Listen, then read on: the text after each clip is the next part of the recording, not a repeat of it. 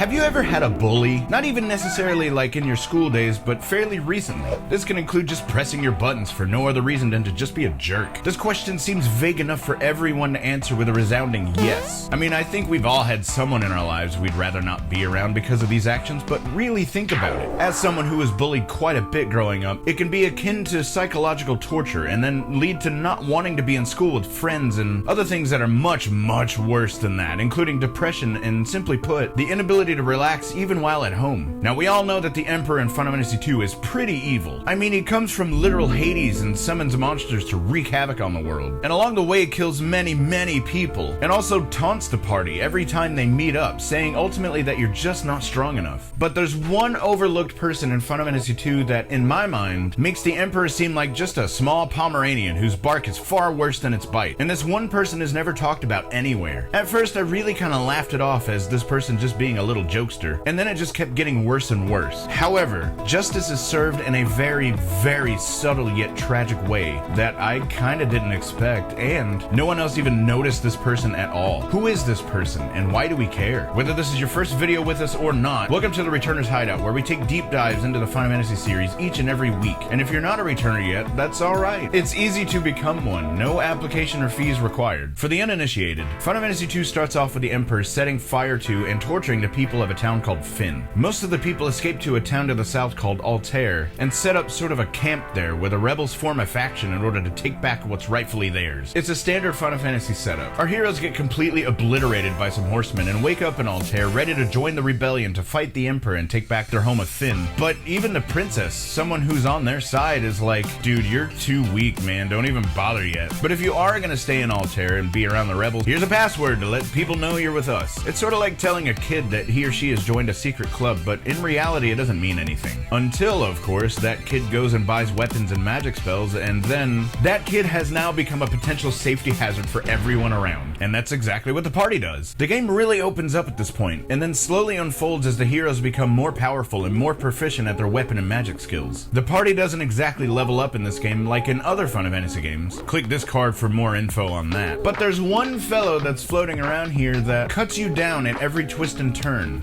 Kinda like another kid on the playground who teases you mercilessly.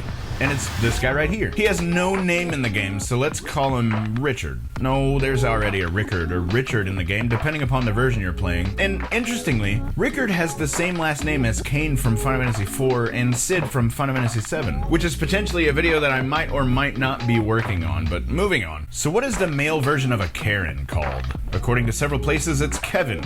Alright, Kevin it is. Side note, I went down a huge rabbit hole of male Karen articles and memes, and I really gotta say, some people have put way more thought into this than I have, and that's all I'm really gonna say about it. Wow. Alright, so Kevin here immediately digs into the party right after learning the very first password of the game, taunting you like a schoolyard bully I mentioned at the top of this video. Kevin isn't introduced or even mentioned anywhere. In fact, he's not even in the original prototype of the scrapped NES version of the game. Why is Kevin much, much worse than the Emperor, who literally pops back up from heck in order to destroy you? Well, let's find out. The origins of Kevin are hilariously unknown. I first stumbled upon him when I visited Princess Hilda in the opening segments of the game. I was just randomly talking to everyone, as I tend to do for extra story points. Look, when I play these Final Fantasy games, I take a ton of notes. But I noticed he was just a little mean. Nothing too out of the ordinary, so I moved on. And then I noticed as the game progressed, anytime the objective was changed, he would get increasingly worse towards the party. During the first few parts of the game, I don't know, it was fine. Just mindless little teases similar to schoolyard taunts, nothing crazy. But then right before you visit the Dreadnought at around the halfway point in the game or so, Kevin pretty much blames you for the kidnapping of the princess, point blank. Anytime you complete any objective and you find any kind of positivity in what you've accomplished, like, I don't know, keeping an entire species of wyverns alive, this guy just tears it down with the mere utterance of a few sentences.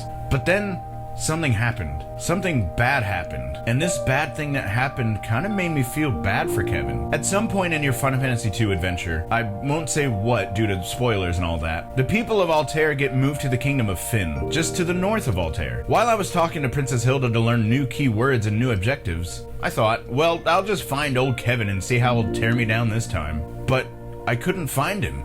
I searched the castle high and low. I mean, he was originally in the throne room along with the princess, so I figured he had to be in the castle somewhere. But no. He was nowhere. So then I thought maybe he's just in Fynn somewhere and I just missed him, but no. I searched every house, every nook and cranny. I even tried to go down into the wells. He wasn't anywhere. I drove the airship all the way back to Altair, which is where the party first meets Kevin, and you can't even enter the town anymore. Did Kevin die? Wait, that means Altair's blacksmith Tobal died too. How can this happen? I mean, here's the thing. Yes, Kevin was a jerk, and I literally made him out to be worse than someone who summoned heck creatures to demolish the world around him. But I didn't mean it. He was just being himself. And now he's gone. I didn't want this to happen. Now I'd give almost anything for Kevin to just berate my Rebel Army performance one more time. And that will never happen. I can almost hear him now saying I'll never be able to defeat the Emperor. Well, you know what, Kevin? This one's for you. Wait, it only took 2 hits? I made a quiz for Final Fantasy VII in an effort to broaden the channel just a bit. So if you're into quizzes and want to check your Final Fantasy VII knowledge, there's an opportunity to do just that right here. Thanks for watching.